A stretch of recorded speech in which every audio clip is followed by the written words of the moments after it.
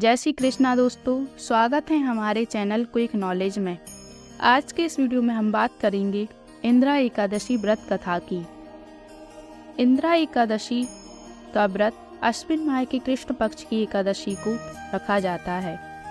इस दिन भगवान श्री हरि विष्णु की पूजा की जाती है। सनातन धर्म में एकादशी व्रत को बहुत ही महत्वपूर्ण माना गया है। यह व्रत भगवान विष्णु को समर्पित होता है। एकादशी व्रत रखने से सभी पापों से मुक्ति मिलती है और मोक्ष की भी प्राप्ति होती है। इंदिरा एकादशी का व्रत पितृपक्ष के दौरान आता है, इसलिए यह व्रत पितरों की आत्मा की शांति के लिए भी खास माना जाता है। इंदिरा एकादशी अश्विन मास की कृष्ण पक्ष की एकादशी तिथि के दिन रखा जाता है। इस दिन व्रत रखकर भगवान विष्णु की विधिवत पूजा की जाती है। तो आइए जानते हैं इंदिरा एकादशी व्रत की कथा। भगवान श्री कृष्ण की भक्ति से भाव विहाल होकर अर्जुन ने कहा, हे प्रभु, आप कृपया कर अश्विन माह के कृष्ण पक्ष की एकादशी की कथा को कहिए। इस एकादशी का क्या नाम है तथा इसका व्रत करने से कौन सा फल मिलता है? कृपया कर विधान पूर्वक कहिए। भगवान श्री कृष्ण ने अर्जुन से कहा, हे धनुर्धर, अश्विन माह के कृष्ण पक्ष की एकादशी का नाम इंदिरा है। इस एकादशी का व्रत करने से सभी पाप नष्ट होते हैं। नरक में गए हुए पितरों का उद्धार हो जाता है। हे अर्जुन, इस एकादशी की कथा के श्रवण मात्र से ही मनुष्य को अनंत फल की प्राप्ति होती है। मैं यह कथा सुनाता हूँ, तुम ध्यान पूर्वक श्रवण करो। सतयुग में महिष्मती नाम की एक नगरी में इंद्रसेन नाम का एक प्रतापी राजा राज्य करता था। वह पुत्र पौत्र धन धान्य आदि से पूर्ण था।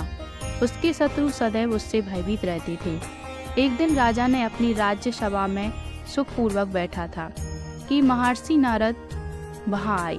नारद जी को देखकर राजा आसन से उठा, प्रणाम करके उन्हें आदर सहित आसन दिया। तब महर्षि नारद ने कहा, हे राजन, आपके राज्य में सब कुशल तो है? मैं आपकी धर्मपरायणता को देखकर अत्यंत प्रसन्न हूँ। राजा ने कहा, हे देवर्षि, आपकी कृपा से मेरे राज्य में सब कुशल पूर्वक है तथा आपकी कृपा से मेरे सभी यज्ञ कर्म आदि सफल हो गए हैं।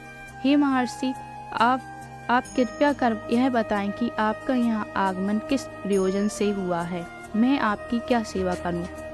महर्षि नारद ने कहा, हे राजन, मुझे एक महान विस्मय हो रहा है कि एक बार जब मैं ब्रह्मलोक से यमलोक गया था, तब मैंने यमराज की सभा में तुम्हारे पिता को बैठे देखा।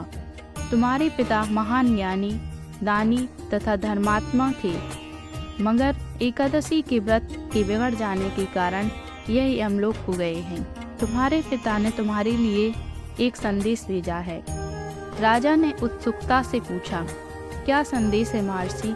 कृपया कर यथाशीघ्र कहें।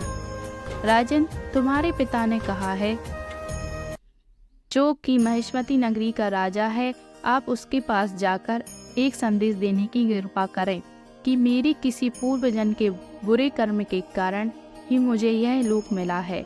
यदि मेरा पुत्र अश्विन माह के कृष्ण पक्ष की इंदिरा एकादशी का व्रत करे और उसे उस व्रत के फल को मुझे दे दे तो मेरी मुक्ति हो जाए, मैं भी इस लोक से छूटकर स्वर्लोक में वास करूं। इंद्रसेन ने अपने पिता के यमलोक में पड़े होने की बात सुनकर महान दुख हुआ और उसने नारद से कहा, हे नारद जी, यह तो बड़े दुख का समाचार है कि मेरे पिता यमलोक में पड़े हैं। मैं उनकी मुक्ति का उपाय अवश्य करूँगा। आप मुझे इंदिरा एकादशी व्रत का विधान बताने की कृपा करें। नारद जी ने कहा, हे राजन, अश्विन माह के कृष्ण पक्ष की 10वीं के दिन प्रातःकाल श्रद्धा पूर्वक स्नान करना चाहिए। इसके उपरांत दोपहर को ही स्नान करना चाहिए। उस समय जल से निकलकर श्रद्धा पूर्वक पितरों का श्राद्ध करें और उस दिन एक समय भोजन करें और रात्रि को पृथ्वी पर शयन करें। इसके दूसरे दिन अर्थात एकादशी के दिन नित्य कर्मों से निर्मित होकर स्नादि के उपरांत भक्ति पूर्वक व्रत को धारण करें और इस प्रकार संकल्प लें, मैं आज निराहार रहूंगा और सभी भोगों का त्याग कर दूंगा। इसके उपरांत अगले दिन भोजन करूंगा। हे ईश्वर, आप मेरी रक्षा करने वाले हैं। आप मेरे उपवास को संपूर्ण कराइए। इस प्रकार आचरण करके दोपहर को शालिग्राम जी की प्रतिमा को स्थापित करें और ब्राह्मण को बुलाकर भोजन कराएं तथा दक्षिणा दें। भोजन का कुछ हिस्सा गाय को अवश्य दें और भगवान विष्णु का धूप निवेद आदि के साथ पूजन करें तथा रात्रि को जागरण करें।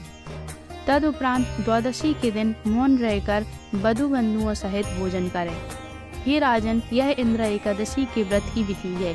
यदि तुम आलस्य त्याग कर इस एकादशी के व्रत को करोगे तो तुम्हारे पिता अवश्य स्वर्ग के अधिकारी बन जाएंगे।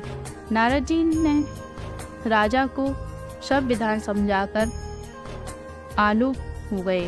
राजा ने इंद्र एकादशी के आने पर उसका विधान पूर्वक व्रत किया।